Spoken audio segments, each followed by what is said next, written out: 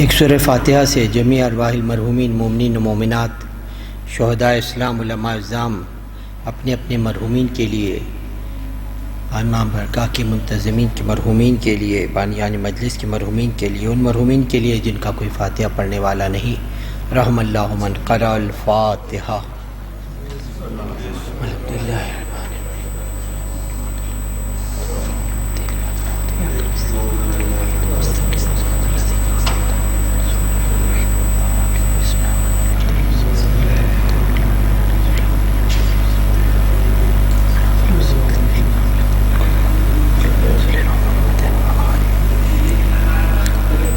اعوذ باللہ السمیع العلیم من الشیطان اللعین الرجیم، بسم اللہ الرحمن الرحیم، الحمدللہ الذی ہدانا لہذا وما کننا لنہتدی لولا ان ہدانا اللہ، لقد جاءت رسل ربنا بالحق، الصلاۃ والسلام علی النبی الامی مکی المدنی عربی القرشی الرسول المسدد والمصطفى الامجد محمود الاحمد ابو القاسم محمد واہل بیتہ الطیبین الطاہرین المعصومین المظلومین الذین اذهب اللہ عنہم الرجس وطہرہم تطہیرا۔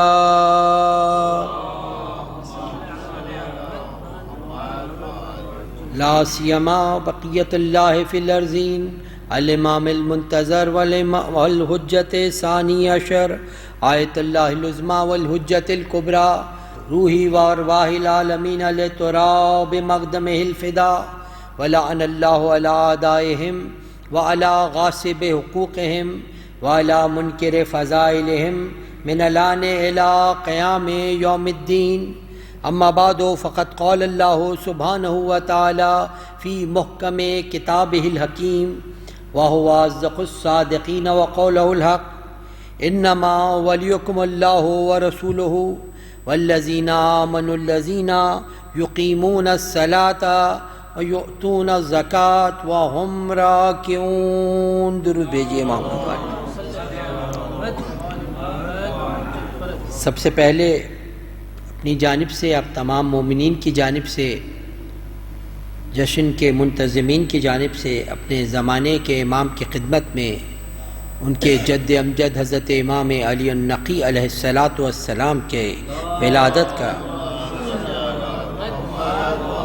ہدیہ تبریک پیش کرتا ہوں اور دعا گو ہوں خداوند کریم اس ولادت باسعادت کی ساعتوں کو، اس شب کو تمام مومنین کے لیے خیر و برکت کا باعث قرار دے، اور جو مومنین اپنی اپنی حاجات رکھتے ہیں خداوندہ اس مبارک ساعتوں کا واسطہ ان کی حاجات شرعیہ کو پورا فرما۔ درود بھیجیے محمد و آل محمد۔ مومنین، ارشاد رب العزت ہو رہا ہے کہ ولی تو بس اللہ ہے اور رسول ہے، اور صاحبان ایمان میں سے وہ ہے کہ جو نماز قائم کرے اور حالت رکوع میں زکوٰۃ دے۔ یہ مشہور و معروف آیے وافی ہدایہ۔ میں نے کل آپ مومنین کی خدمت میں عرض کیا تھا کہ ہمیں کلام پاک کے مطالعے سے یہ بات پتہ چلتی ہے کہ خداوند کریم نے ہمیں ولا کو اختیار کرنے کا حکم دیا ہے، اور ولا کی دو قسمیں ہیں، ایک منفی ولا ہے اور ایک مثبت ولا ہے۔ منفی ولا کہ جسے اختیار کرنے سے ہمیں منع کیا گیا ہے، اور مثبت ولا ہے کہ جس کو اختیار کرنے کا حکم دیا گیا ہے۔ اور مثبت ولا کی بھی دو قسمیں ہیں، ایک ولائے عام ہے کہ جو تمام مسلمانوں کے لیے ہے، جس میں آئے وافی ہدایہ، جس کو ہر مکتبہ فکر کے مفسرین نے اپنی دعوے کی دلیل میں پیش کیا کہ جہاں خداوند کریم ارشاد فرما رہا ہے کہ والمؤمنون والمؤمنات اولیاء بعضهم علی بعض یامرون بالمعروف وینہون عن المنکر۔ یہ مومنین و مومنات سب آپس میں ایک دوسرے کے ولی ہیں، کیا کرتے ہیں؟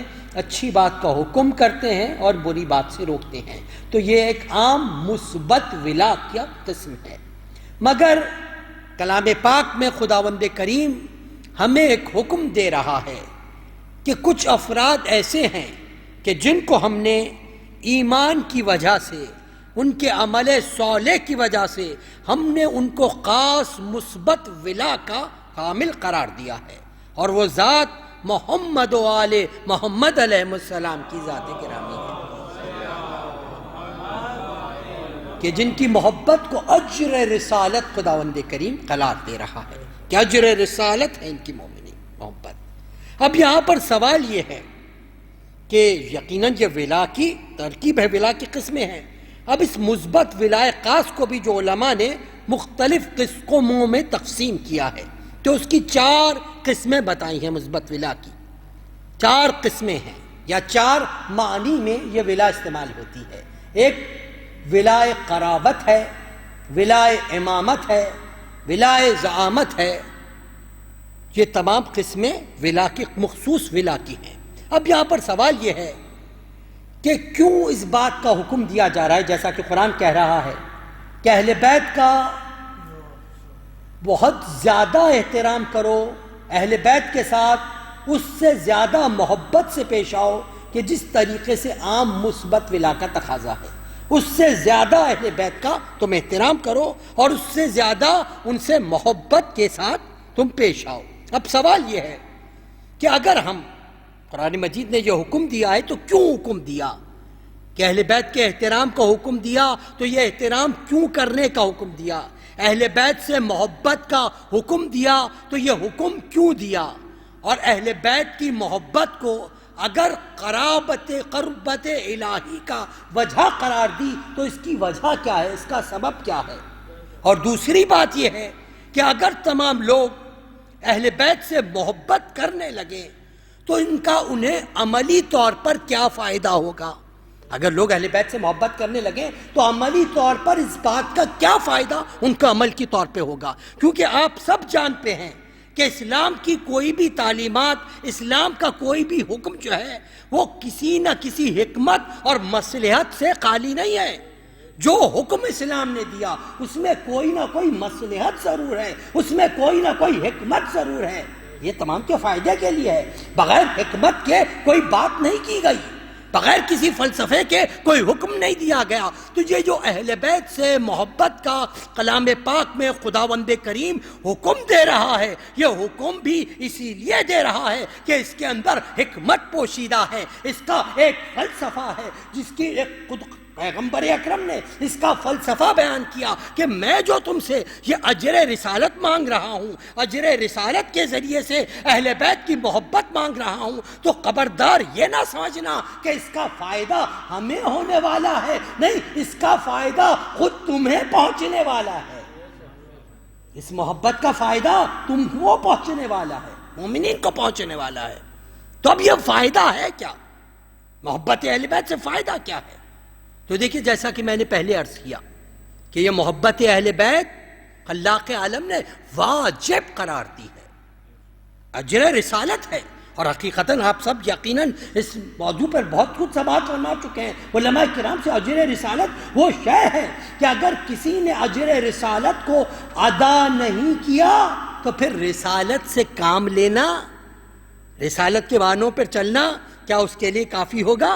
کیا باعث افات ہوگا؟ یہ بہت اہم ترین سوال ہے۔ تو اب سوال یہی ہے کہ اہل بیت سے محبت کا حکم دیا کیوں محبت کا حکم دیا؟ تو یاد رکھیے کہ اسلام نے جو بھی حکم دیا وہ حکمت سے خالی نہیں۔ اسلام نے اس کی وجہ کیا بتائی، ہم نے حکم کیوں دیا؟ اس لیے کہ یہ لوگ ایمان میں کامل ہیں اور عمل صالح کی منزل پر ہیں، عمل صالح کی منزل پر ہیں، اور یہ انسان کی فطری ہے، انسان کی فطرت کا تقاضا ہے۔ یہاں پر عالم اور جاہل دونوں میں کوئی بہت زیادہ فرق نہیں کہ اچھی صفات جو ہیں، آپ کسی سے بھی پوچھ لیے یہ بتاؤ سچ بولنا اچھی صفت ہے یا نہیں ہے، تو چاہے وہ عالم ہو چاہے جاہل ہو وہ یہی کہے گا نہیں، سچ بولنا تو اچھی صفت ہے۔ آپ اس سے پوچھ لیجئے کہ سخاوت اچھی صفت ہے یا نہیں ہے، ہر آدمی یہی کہے گا نہیں، سخاوت بہت اچھی صفت ہے۔ آپ اس سے پوچھ لیجئے عالم بہتر ہوتا ہے جس کے پاس علم ہو یا جاہل بہتر ہے؟ ہر ایک شخص یہی کہے گا نہیں عالم بہتر ہے۔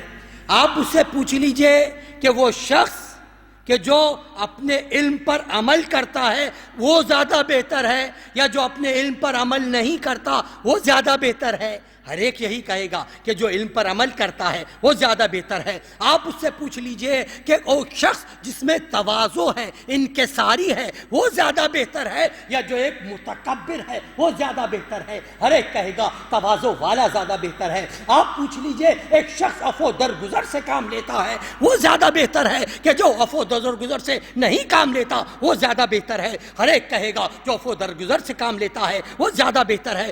آپ اس سے پوچھ لیجئے کہ جس کے اخلاق بہتر ہیں، جو لوگوں کے ساتھ حسن خلق سے پیش آتا ہے وہ زیادہ بہتر ہے کہ ایک شخص جو بد اخلاق ہے، جس کے اخلاق اچھے نہیں وہ زیادہ بہتر ہے؟ ہر ایک کہے گا نہیں جس میں حسن اخلاق ہے وہ زیادہ بہتر ہے۔ تو جب ہر ایک شخص اچھی صفتوں کا قائل ہے، چاہے اختیار کرے یا نہ کرے، مگر مانتا ہے کہ یہ اچھی صفتیں ہیں، ان کو انسان میں ہونا چاہیے، تو پھر یہ انسان کی فطرت کا تقاضا ہے۔ جب وہ کسی سچ کو اچھا سمجھتا ہے، جو جب کبھی بھی کسی سچے کو دیکھے گا تو اس کو بھی اچھا سمجھے گا۔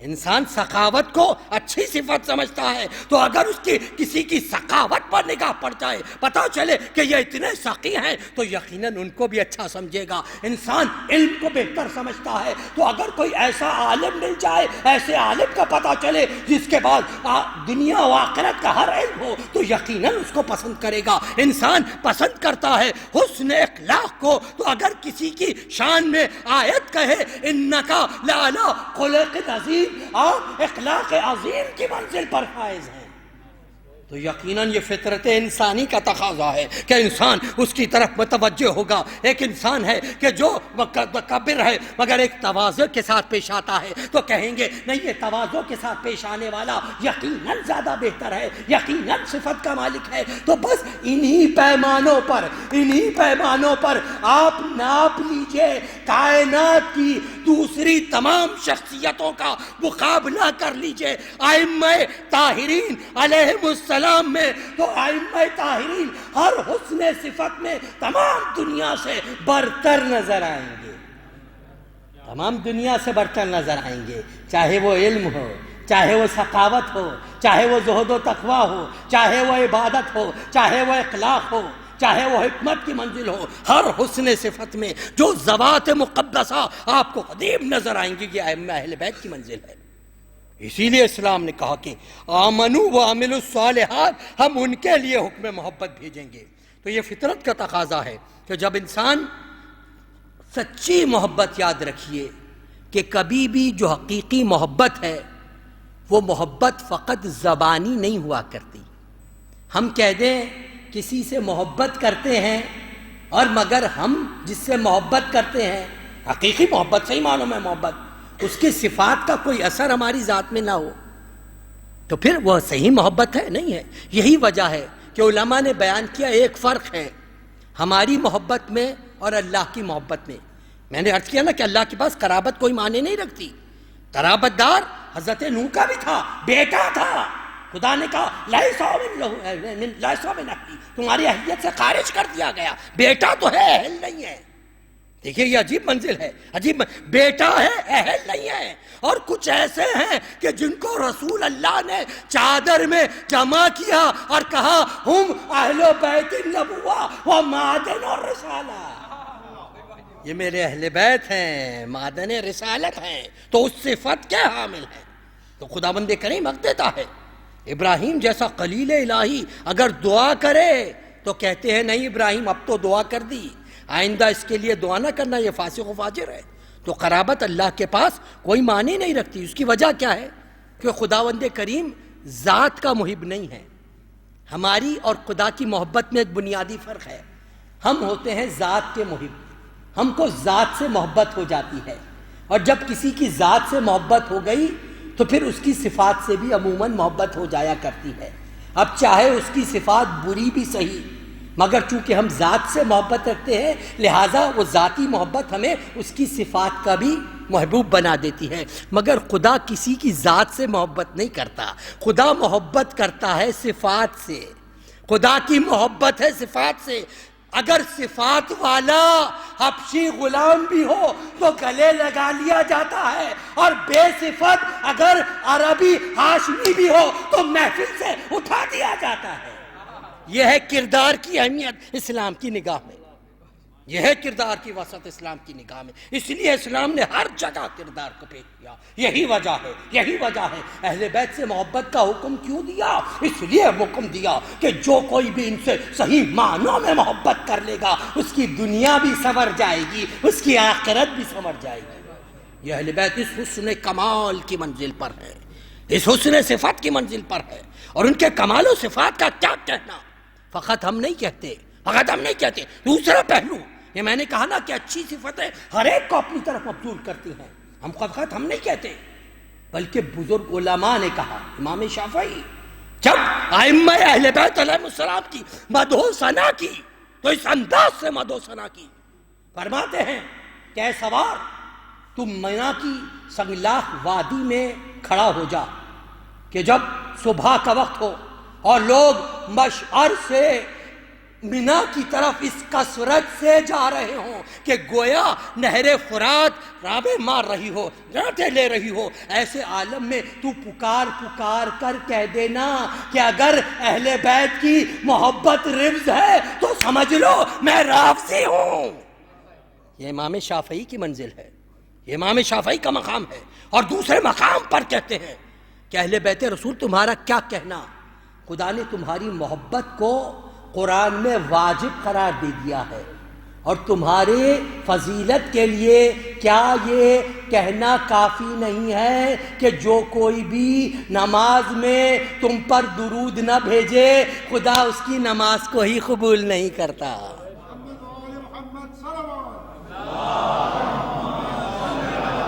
خدا نماز کو ہی قبول نہیں کرتا۔ یہ اہل بیت کی منزل ہے، امام شافعی کی منزل، اور فقط ایک حدیث کی منزل، جار اللہ زمخشری تفسیر کشاف جو ہے برادران اہل سنت کی بہت بڑی تفسیر ہے، اور تفسیر کبیر جو اپنے مقام پر سب سے بڑی برادران اہل سنت کی تفسیر ہے، اس میں آئے قل لا اسألکم علیہ اجرا الا المودۃ فی القربى کی تفسیر میں لکھتے ہیں کہ پیغمبر اکرم نے اہل بیت کی محبت کو ظاہر کرتے ہوئے ارشاد فرمایا الا ومن مات علی حب آل محمد مات شہیدا، الا ومن مات علی حب آل محمد مات مغفورا، الا ومن مات علی حب آل محمد مات تائبا، الا ومن مات علی حب آل محمد مستکمل للایمان۔ درود بھیجے محمد و آل محمد۔ یہ محبت اہل بیت کا صدقہ جس کے دل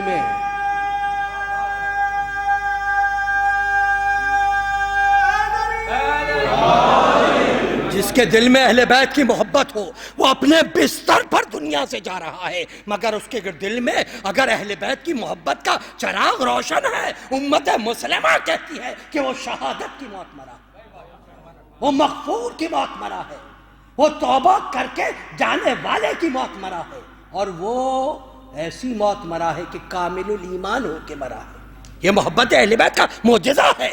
کوئی اور دنیا میں محبت دکھا دیجئے جس کا یہ اثر بیان کیا گیا ہو۔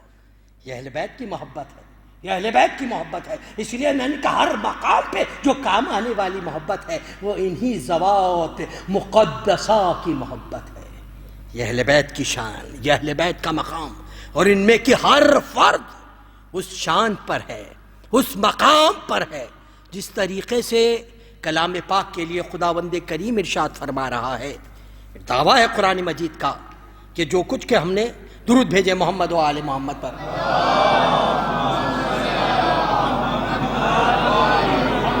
جو کچھ کہ ہم نے بھیجا اپنے رسول پہ نازل کیا، اگر تم میں اس میں شک ہے تو اس کے مثل ایک ہی آیت لے آؤ، ایک ہی صورت لے آؤ۔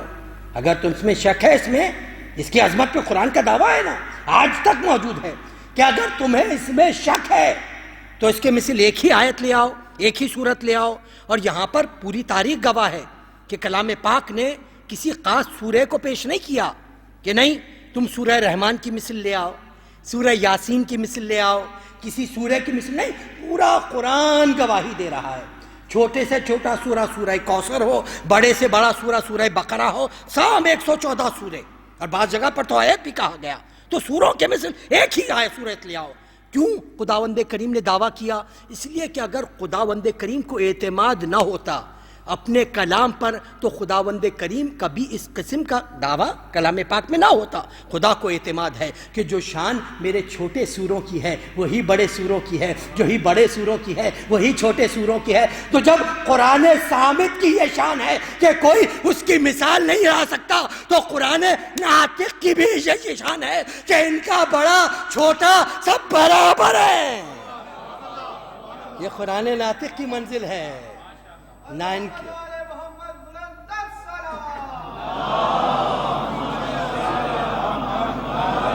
کے بڑے کا کوئی جواب لا سکا، نہ ان کے چھوٹے کا کوئی جواب لا سکا۔ اور آج ہم جس امام کی ولادت کا جشن منا رہے ہیں، حضرت امام علی النقی الہادی علیہ السلام،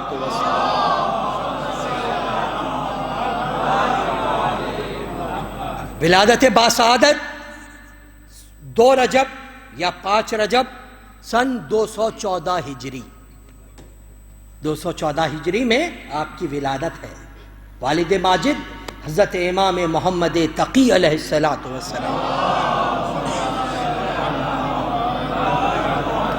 والدہ ماجدہ کا اسم گرامی سمانہ خاتون، جو اپنے زمانے کی انتہائی زہد و تقوی کی منزل پر صاحب کردار۔ ظاہر بات ہے یہ ان کا کردار ہی تھا کہ ایک امام کے لیے خداوند کریم نے منتخب کیا۔ اس سے بڑھ کے شرف کیا ہو سکتا ہے، اس سے بڑھ کے فضیلت کیا ہو سکتی ہے؟ تو جناب سمانہ خاتون، امام علیہ السلام سن 214 ہجری سریہ سوات سے، جو سریہ ہے جو مدینے کے قریب ایک قریہ ہے، وہاں پر امام علیہ السلام کی ولادت ہوئی۔ سن 214 ہجری آپ کی ولادت، اور حضرت امام محمد تقی علیہ السلام کی شہادت سن 220 ہجری میں امام محمد تقی کی شہادت، 214 ہجری میں امام علی النقی کی ولادت، 214 ہجری میں امام محمد تقی کی شہادت، یعنی آپ کل 6 سال اپنے والد بزرگوار کے زیر سایہ رہے، کل 6 سال۔ جب امام محمد تقی کی شہادت ہوئی تو آپ کی عمر مبارک 6 سال اور کچھ ماہ کی تھی، یہ مختصر سا عرصہ۔ اچھا، یہ 6 سال کی عمر ایسی ہے کہ آج کل کی جو موجودہ تحقیق ہے، جو جدید تحقیق ہوئی، اس نے کہا کہ انسان کے شعور کا زمانے کا جو آغاز ہوتا ہے، شعوری زمانے کا جو آغاز ہوتا ہے، وہ 6 سال کی عمر میں ہوا کرتا ہے۔ 6 سال سے پہلے کا جو بچے کا زمانہ ہے وہ لاشعوری کا زمانہ مانا جاتا ہے۔ 6 سال سے آہستہ آہستہ شعور کا آغاز ہوتا ہے، اور امام علیہ السلام جب والد گزرے ہیں 6 سال کی زندگی ہے، 6 سال کی عمر ہے۔ یہ عمر ہے کہ اب مخالفین نے بھی یہ دیکھا، 2 وجہ تھیں۔ ایک تو یہ کہ دیکھا کہ ہمیشہ ظالم کا طریقہ رہا ہے کہ ظلم کرنے کے بعد ہماری بدنامی نہ ہو، لہٰذا اس ظلم کے داغ کو دھونے کی کوشش کی جائے۔ لہٰذا یہ کوشش کی گئی کہ نہیں، ان کے جو بیٹے ہیں ان کے ساتھ اچھا سلوک کرو، تاکہ لوگ کہیں گے کہ یہ تو ان کے بیٹوں کے ساتھ، ان کی اولاد کے ساتھ اچھا سلوک کر رہے ہیں، یہ کیوں انہیں زہر دیتے۔ ایک وجہ یہ، تاکہ اولاد سے اچھا سلوک کرو، تاکہ اس داغ کو اپنے دامن سے صاف کرو۔ اور دوسری وجہ یہ کہ یہ تو ان کا ابتدائی دور ہے، 6 سال کی عمر ہے، ابھی موقع ہے، یہ بچے ہیں، ان کو اپنی راہ پر لگا لو، اپنی راہ پر لگا لو، اور انتظام کرو ایسا کہ یہ اپنے بابا و اجداد کی راہ سے چھوڑ دیں اور ہماری راہ پہ آ جائیں۔ اس کے لیے کیا کریں؟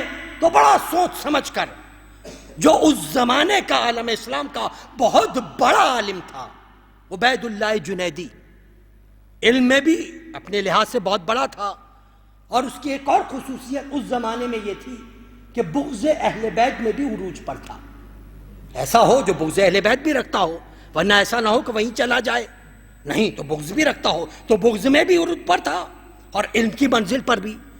تو اس کو بات کی گئی اور اس کو مقرر کیا گیا کہ امام علیہ السلام کی تعلیم و تربیت کا انتظام کرے. یہ بغدادی نے تعلیم و تربیت کا جیسے کہا گیا تھا سلطنت کی طرف سے آغاز کیا. امام علیہ السلام کا رات کو دروازہ بند کر دیا جاتا تھا، دن میں وہ جو مدرسہ تھا طریقہ تھا اس دن میں بھی لوگوں کے آنے کی کم اجازت تھی. کچھ دن گزر گئے تو جب جس طریقے سے کوئی اگر کسی کی تعلیم و تربیت کا انتظام کرتا ہے تو اس کو فکر بھی تو ہوتی ہے کہ ہم نے جو مقرر کیا اس کا نتیجہ کیا نکل رہا ہے. تو ایک مرتبہ حکومت وقت نے اپنے کارندے کو بھیجایا جس کا نام محمد ابن جعفر تواریخ میں بیان کیا گیا، اس کو بھجوایا اور اس سے بجھے کہ پوچھا کہ جا کر پوچھو تو صحیح کہ ابھی کہاں تک پہنچے ہیں، یہ تعلیم جو دینے کا منظر ہے وہ کہاں تک پہنچی ہے. تو آیا، آ کر اس نے پوچھا. دو الفاظ تاریخ میں ملتے ہیں، ایک میں کہا نعوذ باللہ کہ غلام ہاشمی کیسے ہیں، دوسرے نے کہا کہ اس بچے کا کیا حال ہے. تو جنیدی نے برا سا منہ بنا کر کہا انہیں غلام ہاشمی نہ کہو، وہ ہاشمی سردار ہیں. اور دوسرے کہا انہیں طفل نہ کہو، وہ تو شیخ ہیں. اور آپ کو پتہ ہے عربی لغت کے لحاظ سے ایک خاص معنی شیخ کے یہ ہوتے ہیں کہ جو کسی علم میں بہت زیادہ ماہر ہو اسے اس زمانے میں شیخ کہا جاتا تھا. کہا شیخ ہیں، بزرگ ہیں. تو دینے والا حیران رہ گیا کہ 6 سال کا بچہ اور بزرگ ہے، 6 سال کا بچہ اور عالم ہے. کہا ہاں میں پڑھا رہا ہوں، تم کو تو یہ نہیں ذمہ داری دی گئی، میں خود ان سے سیکھ رہا ہوں. دنیا سمجھ رہی ہے کہ میں ان کو پڑھا رہا ہوں مگر دنیا کو کیا پتا میں ان سے پڑھ رہا ہوں. یہ 6 سال کی عمر ہے، یہ 6 سال کی عمر ہے. پھر کچھ دن گزر گئے دوبارہ کارندے کو بھیجا گیا کہ اب دیکھیں اب کیا ہوا. اب جو آیا تو بیض اللہ جنیدی سے پوچھا تو اس نے کہا واللہ قسم شرعی قسم کھا کر کہا میں قسم کھاتا ہوں نہ آسمان میں نہ زمین میں ان سے افضل کوئی ہے نہ ہوگا. یہ فضیلت کی منزل ہے، اس قدر فضیلت کے مقام پر. فقط 6 سال کی ہے، 6 سال کی عمر ہے، اس فضیلت پر ہے کہ ان سے بہتر ہو ہی نہیں سکتا. چاہے وہ تنزیل قرآن ہو، چاہے وہ تعویل قرآن ہو، ایسا لگ رہا ہے کہ قرآن ان کی نظروں کے سامنے نازل ہوا ہے. ہر چیز سے آگاہ ہے، ہر چیز سے آگاہ ہے. یہ فضیلت کی منزل ہے. اور اس نے کہا میں بڑی کوشش کے ساتھ علم کے کچھ باب نکالتا ہوں، بڑی محنت کے ساتھ تحریر کرتا ہوں. جب ان کے سامنے پیش کرتا ہوں تو وہ میرے ہر ایک باب سے 1000 باب نکال دیا کرتے ہیں. یہ علم کی منزل ہے، یہ علم کا مقام ہے. جب اس مقام کو دیکھا، اس منزل کو دیکھا تو کہا عبید اللہ کو کہا آؤ تمہیں اب ہم واپس اپنی منزل کی طرف لے جائیں. کہاں اب کہاں جانا، اب کدھر جانا، اب تو میرا راستہ وہی ہے جو ان کا راستہ ہے، جو ان کا راستہ ہے. اور یہ طاقت تاریخ میں الفاظ بیان کرتے ہیں کہ حاکم نے دھمکی دی، سب کچھ کہا، لالچ دیا. اس نے کہا نہیں اللہ کی قسم ہے اب جو میں نے راہ ہدایت کو پا لیا ہے چاہے سر کٹ جائے اس راہ سے ہٹ نہیں سکتا. آپ نے دیکھا یہ ہے ہادی کا کام. آیا تو تھا بہکانے کے لیے مگر ان کا کام تو ہدایت ہے. سخت ترین دشمن کو جو اپنا ہمنوا بنا لے وہ آل محمد کی منزل ہے. یہ مقام و منزل ہے، یہ مقام و منزل ہے. اس طریقے سے حمایت کی منزل ہے، اس طریقے سے حمایت. تو یہ آل محمد کا مقام، یہ آل محمد کی منزل. اور یاد رکھیے یہ مسائل جو ہے بہت سارے مسائل ایسے آئے کہ جو اہل بیت علیہ السلام کا احسان ہے کہ انہوں نے سوال کیا. آج ہمیں ان سوالوں کی اہمیت اس لیے نہیں پتہ چلتی کہ ہم ان کے جوابوں سے زیادہ تر آگاہ ہیں اور اہل بیت نے ان کے جواب بتا دیے ہیں. مگر اس زمانے کے اندر خصوصیت سے ایک بہت علمی حیثیت سے مشہور ترین واقعہ کہ بادشاہ روم نے متوکل کا زمانہ ہے، متوکل کو لکھا کہ میں نے اپنی کتاب میں دیکھا ہے انجیل کے بعض نسخے اس وقت تک صحیح سلامت، بعض نسخوں میں کچھ حصہ صحیح سلامت موجود تھا جس میں تحریف نہیں ہوئی تھی تاریخ کی وجہ سے. تو میں نے دیکھا کہ ایک ایسی صورت ہے کہ جس میں 7 چیزیں ہیں اور 7 چیزیں اس میں نہیں ہیں، 7 چیزیں شامل ہیں، 7 چیزیں نہیں ہیں، اور اس کے لیے کہا گیا ہے کہ وہ چیز آپ اگر بیمار کو پڑھ دو تو اس کو صحت و تندرستی ہو جائے گی، اگر جو شخص فقیر ہو وہ اس کو پڑھے تو وہ غنی ہو جائے گا، مردے کو زندہ کر دینے والی وہ چیز ہے، وہ چیز، وہ آیت، وہ سورت، تو میں نے غور کیا تو ہمیں تو کہیں نظر نہیں آئی، ہمیں کہیں نظر نہیں آئی۔ آپ اپنی کتاب میں دیکھیے قرآن میں کیا کوئی ایسی صورت موجود ہے؟ متوکل کا زمانہ ہے اور ظاہر بات ہے مامون کے بعد کا دور ہے، علمی دور بھی عروج پر ہے، تو غور کیا، کچھ سمجھ میں نہیں آیا، علماء کو بلایا، علماء جمع ہوئے، بادشاہ روم نے سوال کیا ہے، عزت کا سوال ہے اسلام کی، جواب دینا ہے، کیا کریں؟ ہر ایک نے کہا نہیں ہمیں تو ایسی کوئی صورت نظر نہیں آتی۔ جب آخر تھک گئے تو جو طریقہ پرانا تھا، جب کہیں سے کوئی مسئلہ حل نہ ہو سکے اس در پہ جاؤ، اس در پہ جاؤ جہاں کوئی مسئلہ ہوتا ہی نہیں ہے، کی منزل پر ہے۔ امام علیہ السلام کو بلایا گیا، امام علیہ السلام کے سامنے پیش کیا، امام نے مسکرا کر فرمایا کہ تم اس کو بھی نہیں جانتے؟ ارے یہ تو سورہ فاتحہ ہے، یہ سورہ الحمد ہے، جسے تم کم از کم 10 مرتبہ روزانہ پڑھتے ہو، روزانہ پڑھتے ہو۔ کہا بتائیے کہ اس کے 7 کیا ہیں؟ تو آپ نے فرمایا وہ 7 چیزیں جو اس میں ہیں اس سے مراد اس کی 7 آیتیں ہیں، یہ سورہ حمد کی 7 آیتیں ہیں، اور 7 چیزیں جو اس میں نہیں ہیں وہ 7 حروف تہجی ہیں کہ جن کا اس سورے کے اندر خلاق عالم نے ذکر نہیں کیا ہے۔ جب جواب دینے لگے تو متوکل نے کہا کہ ابنا رسول اللہ، جب آپ نے یہ بتا دیا کہ وہ 7 چیزیں 7 حروف ہیں کہ جو اس میں موجود نہیں ہیں تو ان کی وجہ بھی بتا دیجئے کہ وہ کیوں نہیں ہیں۔ آپ نے ارشاد فرمایا کہ اس کے اندر سے نہیں ہے، جیم نہیں ہے، قے نہیں ہے، شین نہیں ہے، فے نہیں ہے، زوئے نہیں ہے اور زے نہیں ہے۔ یہ 7 حروف ہیں کہ جو اس سورے کے اندر خداوند کریم نے سورہ فاتحہ میں ذکر نہیں کیے، جو خلاصہ کلام ہے۔ عرض کیا کہ کیوں نہیں کیے؟ آپ نے ارشاد فرمایا کہ دیکھو سے مراد صبور کے ہیں، صبور کہتے ہیں ہلاکت کو، مرنے کو اور ہلاکت کو، تو چونکہ یہ زندگی دینے والا ہے لہٰذا اس چیز کا ذکر اس میں نہیں کیا گیا۔ جیم سے مراد جہیم کے یعنی جہنم کے ہیں، تو یہ فاتحہ کا سورہ تو جنت میں لے جانے والا ہے، یہاں پر اس کا ذکر نہیں ہے۔ قے سے مراد خسران کے یعنی خسارے کے ہیں، تو یہ تو فائدہ دینے والا ہے، یہاں خسران کا کیا منزل ہے۔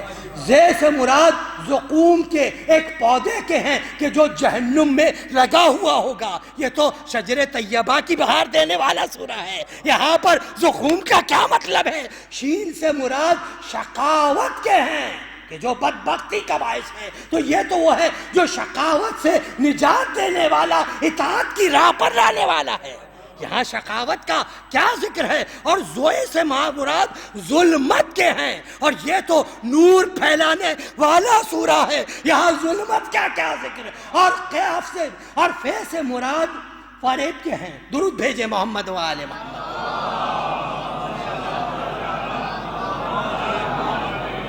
مراد ہے جو ان کو آیت ذکر کو اس میں بیان نہیں کیا گیا، ان کی مصلحت ہے، یہ چیز خالی ہے۔ اور پھر جب جانے لگے تو امام علیہ السلام نے، جس پر آیت دلالت کرتی ہے، امام علیہ السلام نے ارشاد فرمایا میں متوکل یہ پتہ ہے تجھے یہ سورہ حمد جو ہے، یہ سورہ حمد جو ہے یہ ہمارا خلاصہ بھی کرتا ہے، ہم اہل بیت کی شان کو بھی بیان کرتا ہے۔ اس نے متعجب ہو کر پوچھا کہ ابنا رسول اللہ وہ کیسے؟ آپ نے ارشاد فرمایا کیا تو نے قرآن میں نہیں پڑھا؟ خداوند کریم فخر کرتے ہوئے ارشاد فرما رہا ہے سبع من المثانی والقرآن الحکیم، اے حبیب ہم نے آپ پہ سبع مثانی نازل کیا اور قرآن بیان کیا۔ سبع مثانی کے یہاں علماء نے دو میں بیان کیے۔ ایک سبع مثانی کہتے ہیں دگنا ہو جانا، دگنا سبع مثانی 7 کا دگنا 14 کی منزل، 7 دگنا ہو جانا۔ تو یہاں پر دو معنی بیان کیے گئے۔ ایک معنی یہ کہ سورہ حمد کی فضیلت یہ ہے کہ سورہ حمد 2 مرتبہ نازل ہوا ہے، اور روایات میں بھی ہے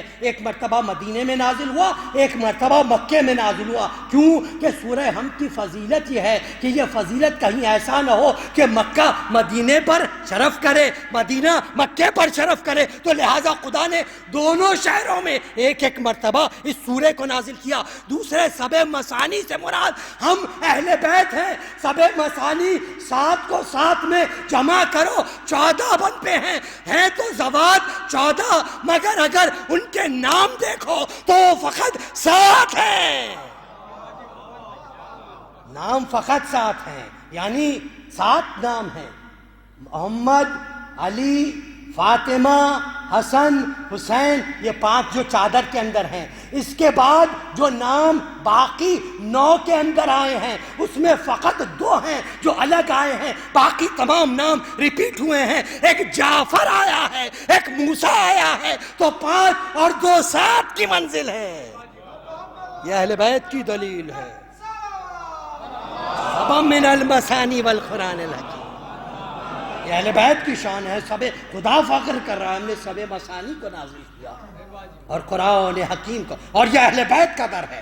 یہ قسم اگر اہل بیت نہ ہوتے دنیا نہ سمجھ سکتی۔ اور جب علمی بات آئی تو عرض کرتے چلو یہ امام کا دور ہے، اور امام علیہ السلام کا کیا کہنا متوکل کو، اور جیسا کہ طریقہ رہا عام کا کہ امام علیہ السلام کو علماء کو جمع کرتے تھے اور ان سے کہتے تھے کہ تم کوئی ایسا سوال پوچھ لو کہ جس کا جواب یہ نہ دے سکے۔ ہر ایک کی خواہش رہی، اور خدا کی قسم میرے رب نے اسی کو اہل بیت کی فضیلت کا ذریعہ قرار دیا۔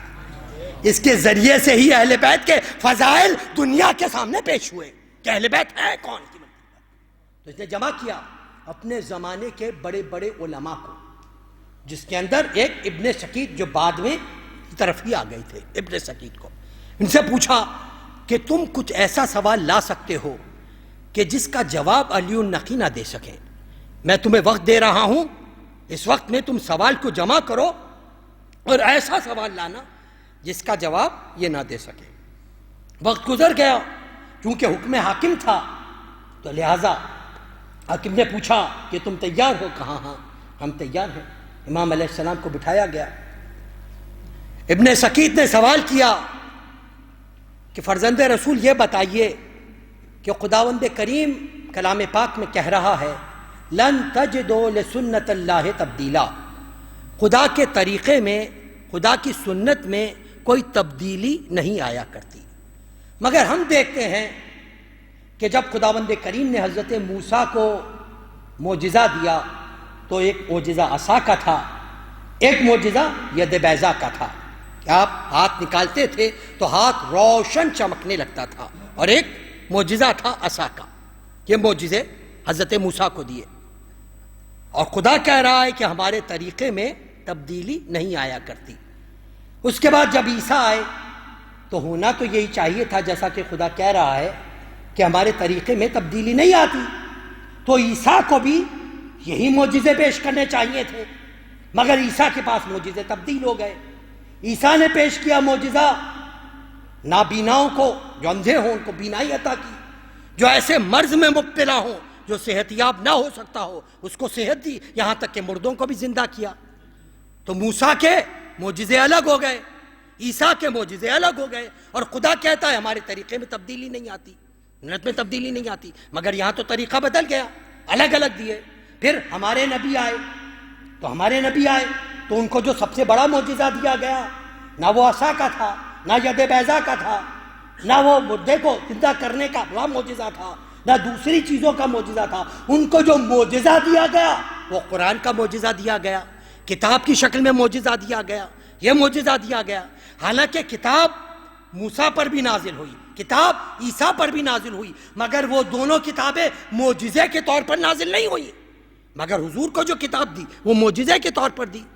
تو یہ بات کیا ہے کہ خدا تو کہہ رہا ہے ہمارے طریقے میں تبدیلی نہیں آتی، مگر یہاں تو ہم مکمل تبدیلی دیکھ رہے ہیں۔ کسی کو کچھ معجزہ دیا، کسی کو کچھ معجزہ دیا، کسی کو کچھ معجزہ دیا۔ یہاں پر سکتے ہیں تاریخ بیان کرتی ہے جب یہ سوال کیا گیا اس دور کے لحاظ سے میں بار بار عرض کرتا ہوں کہ آج ہم کو اس سوالوں کی اہمیت اس لیے نہیں پتہ کہ ہم عموماً ان کے جواب سے بھی آگاہ ہیں، اور دامن اہل بیت سے متمسک ہونے کی وجہ سے اہل بیت کے علوم سے بھی کچھ نہ کچھ آگاہی ہے، ورنہ اس زمانے میں یہ بہت بڑا تاریخ کا سوال کہ طریقے میں تبدیلی کیوں آئی جبکہ قرآن کہہ رہا ہے. اور اگر ظاہر بات تریقے میں تبدیلی آئی تو اس کا مطلب ہے خداوند کریم نے جو کہا ہے لن تجدوا لسنت اللہ تبدیلا، وہ معاذ اللہ غلط ہو جاتا ہے قرآن کا دعویٰ. تو یہ وجہ کیا ہے؟ اب یہاں پر تاریخ بیان کرتے سناٹا ہے.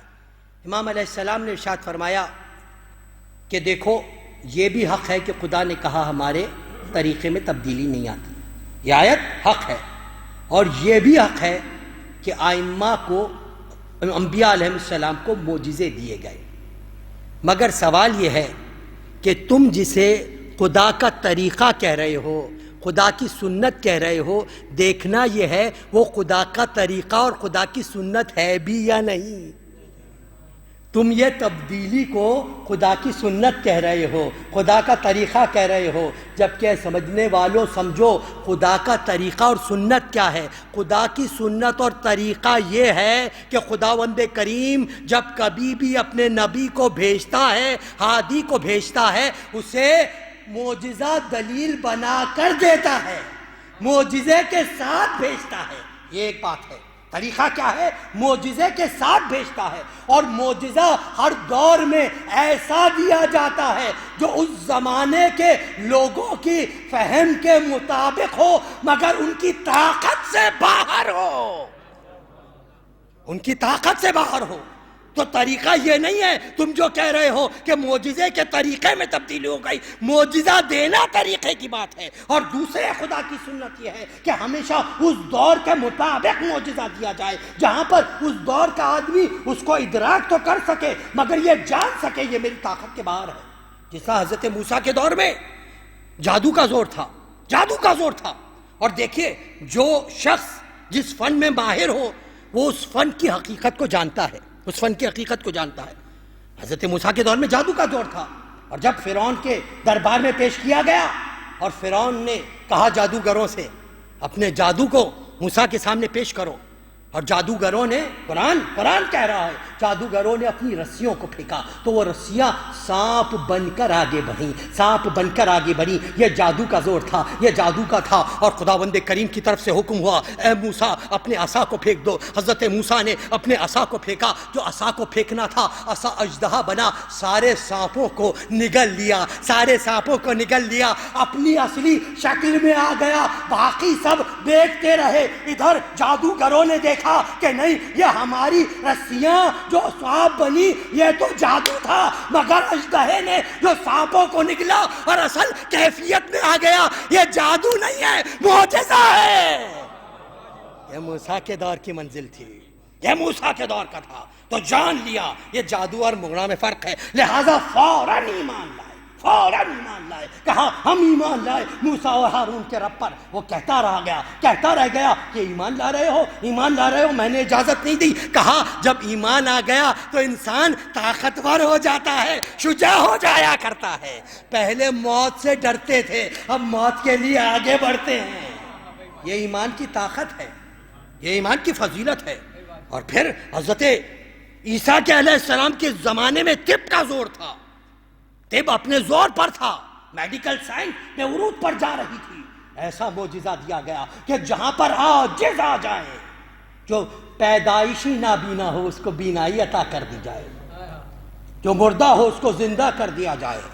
تم کیا بیان کر رہے ہو دربار کے پیچھے سے بتا دیا جائے، جس سے وہاں اس زمانے کے لوگ عاجز سے وہ کہتے تھے نہیں یہ طب کا کام نہیں ہے، یہ معجزہ ہے. اور حضور اکرم کے زمانے میں فہم و فراست کا اور اپنے آپ کو فصیح و بلیغ عرب کہا کرتے تھے. اور عرب کے معنی یہی ہیں، عرب کے معنی ہے بولنے والا. تو اپنے کو عرب کہتے تھے بولنے والا، اور دوسروں کو عجم کہتے تھے جن کو بولنا نہ آتا ہو. تو عرب کو اپنی زبان پر فخر تھا، اور قرآن کی شکل میں ایسا معجزہ دیا کہ اس جگہ پر خانہ کعبہ پر جہاں پر انہوں نے اپنے سال بھر کے جو خطب کے عبا ہوا کرتے تھے، ادبی مضمون ہوا کرتے تھے، اس کو کلام پاک غلاف کعبہ کے ساتھ کعبے پر لٹکایا کرتے تھے، جو ان کا مرقع ہوتے تھے پسند کرتے تھے ان میں سے کچھ چیزوں کو جو بہت زیادہ عروج پر ہوتی تھی کعبے پر لٹکایا کرتے تھے۔ جب سورہ کوثر نازل ہوا پیغمبر نے حکم دیا کہ اس سورے کو لے جا کر ذرا کعبے کے پاس لٹکا دینا۔ اب وہ جو عرب آئے، جو بولنے والے آئے، فصاحت و بلاغت آئے، اب آ کر انہوں نے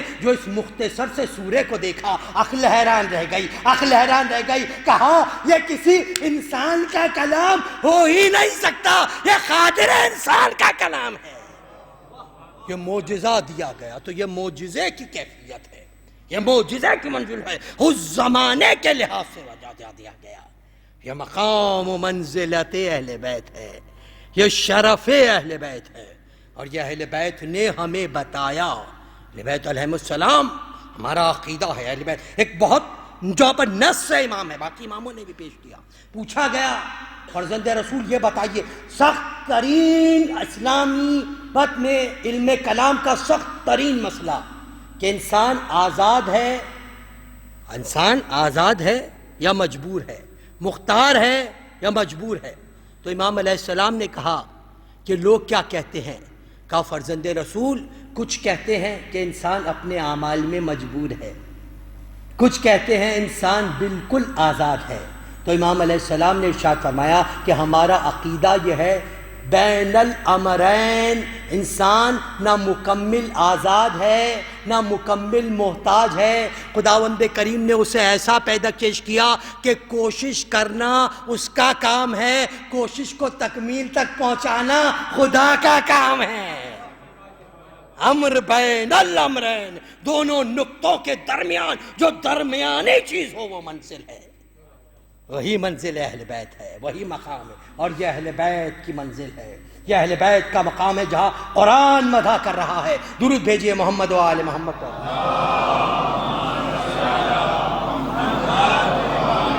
ایک شعر اور اس کے بعد آپ کے لیے دعا کہ چھپ جائے حق کی بات یہ محمل سوال ہے، چھپ جائے حق کی بات یہ محمل سوال ہے، نکلے نہ آفتاب جنوں ہے خیال ہے، روکے سحر کے نور کو کس کی مجال ہے، اور تقدیر سے اہل بیت کا چھپنا محال ہے، قدرت کی داستان ہے کوئی کیا چھپائے گا، دنیا اگر چھپائے گی خدا بتائے گا۔ قرآن گواہی دے گا کون افراد اہل بیت ہے، قرآن بتائے گا اہل بیت کس نے کہتے ہیں۔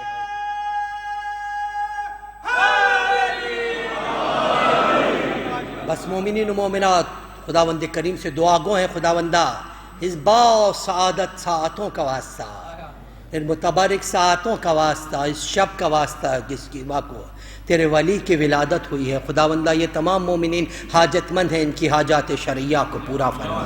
جو مومن حج و زیارات کے مشتاق ہیں، حج و زیارات سے مشرف فرما۔ جو مومنین بیمار کربلا کا واسطہ صحت کامل عطا فرما۔ جو مومنین اپنے گھروں میں بہنوں بیٹیوں کے رشتوں کی وجہ سے پریشان ہیں ان کو بہترین کف و عنایت فرما۔ جو مومنین لا ولد ہیں ان کو اولاد صالح عطا فرما۔ جو صاحبان اولاد ہیں ان کو اولاد کی صحیح تربیت کرنے کی توفیق عطا فرما۔ خداوندہ یہ تمام مومنین حاجت مند ہیں، زہرہ مرضیہ کا واسطہ ان کی حاجات شرعیہ کو پورا فرما۔ مومنین و مومنات، مسلمین و مسلمات جہاں کہیں بھی آباد ہیں، جان و مال و عزت و آبرو کی حفاظت فرما، ہمارے مقامات مقدسہ کی حفاظت فرما، مراجع عظام کی حفاظت فرما، ظہور امام میں تاجیل فرما، یاور و انصار میں شامل ہونے کی توفیق عطا فرما۔ کچھ مومنین بیمار ہیں ان کے لیے دعا کی درخواست کی گئی ہے، 5 مرتبہ کریمہ کا ورد کرتے ہیں جس صحت و تندرستی کے لیے۔ بسم اللہ الرحمن الرحیم، عما یجیب المضطر اذا دعا ویکشف السوء، عما یجیب المضطر اذا دعا ویکشف السوء، عما یجیب المضطر اذا دعا ویکشف السوء، عما یجیب المضطر اذا دعا ویکشف السوء، عما یجیب المضطر اذا دعا ویکشف السوء۔ خداوندہ اس تلاوت کا واسطہ، اس دن کا واسطہ، جو مومنین جہاں بھی مومنین و مومنات بیمار ہیں انہیں صحت کامل عطا فرما۔ جو مومنین و مومنات پریشان حال ہیں ان کی پریشانیوں کو دور فرما، جو حاجتیں رکھتے ہیں ان کی حاجتوں کو پورا فرما۔ مومنین کل بھی امام بارگاہ میں شہادت امام علی النقی علیہ السلام کے سلسلے میں مجلس منعقد ہوگی. آپ مومنین سے شرکت کی گزارش ہے. ان اللہ و ملائکتہ یصلون علی النبی یا ایھا الذین آمنوا صلوا علیہ وسلموا تسلیما.